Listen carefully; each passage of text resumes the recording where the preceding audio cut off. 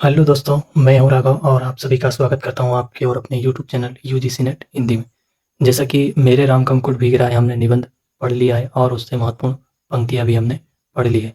तो अब हम पढ़ेंगे उससे महत्वपूर्ण प्रश्न जो कि परीक्षा में पूछे जा सकते हैं यूजीसी नेट और एमपी सेट के पेपर में। ठीक है, तो बिना देरी किए हम शुरू करते हैं।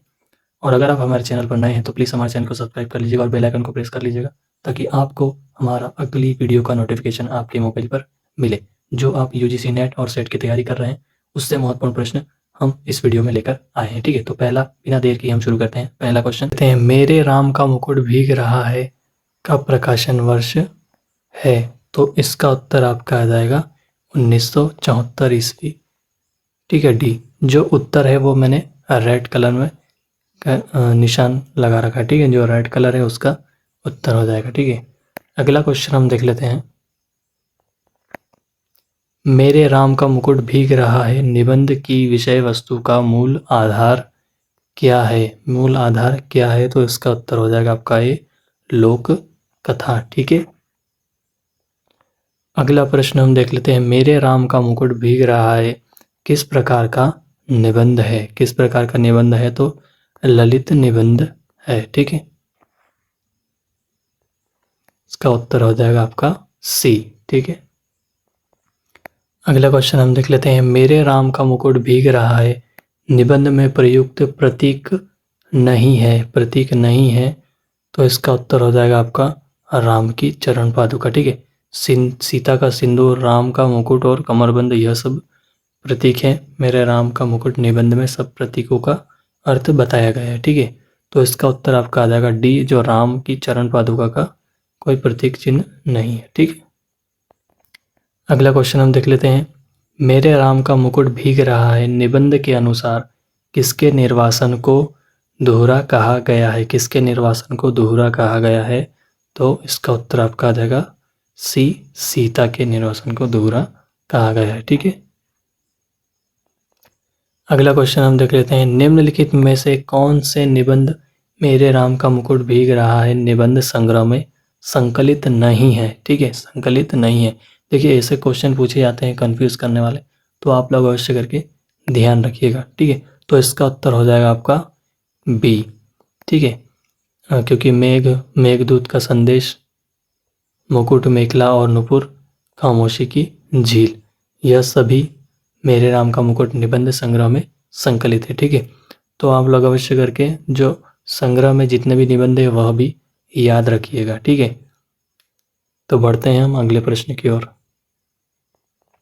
अगला क्वेश्चन हम देख लेते हैं। मेरे राम का मुकुट भीग रहा है निबंध किस शैली में है। मतलब किस शैली में लिखा गया है, तो यह है निबंध आत्मपरक शैली में लिखा गया निबंध है। ठीक है, अगला क्वेश्चन हम देख लेते हैं। लागति अवध भयावह भारी मानहु काल राति अंधियारी, यह पंक्तियां किस कवि द्वारा रचित है। ठीक है, किस कवि द्वारा रचित है, तो इसका उत्तर आपका हो जाएगा बी, तुलसीदास द्वारा रचित है, जो कि मेरे राम के मुकुट में कवि ने यह कही गई है पंक्तियां कही है, पंक्तियों के माध्यम से समझाने का प्रयास किया है। ठीक है, अगला प्रश्न देख लेते हैं हम। मेरे राम का मुकुट भीग रहा है निबंध के अनुसार मेरे लाल को कैसा वनवास मिला था। मैं लाल कौन है। मैं लाल कौन है, तो इसका उत्तर आपका आ जाएगा लेखक। ठीक है,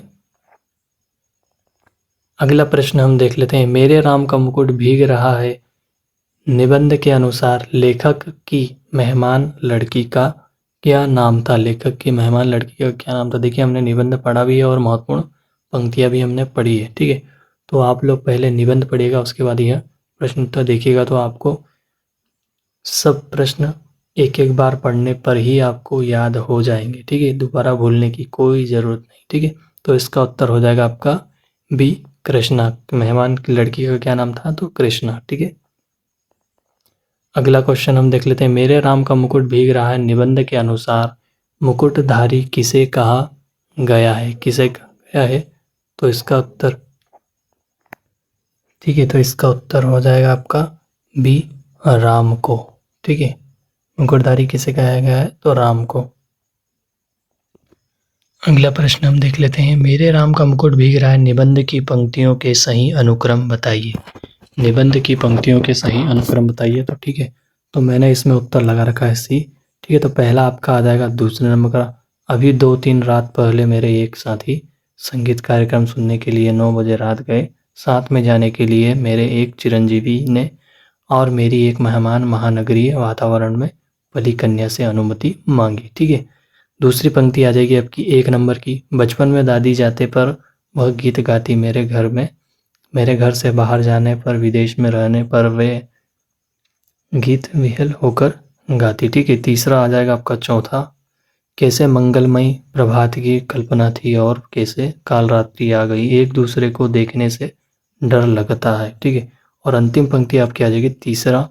और इतने में पूरब से हल्की उजास आती है और शहर के इस शोर भरे बियाबान में चक्की के स्वर के साथ चढ़ती उतरती जेतसार गीती हल्की सी सिहरन पैदा कर जाती है। ठीक है, तो यह इसकी मैंने उत्तर लगा रखा है, आप लोग देख लीजिए। पंक्ति ध्यान से पढ़िएगा क्योंकि पंक्ति से संबंधित प्रश्न पूछा ही जाता है, क्योंकि यह 2019 में पूछा गया प्रश्न है।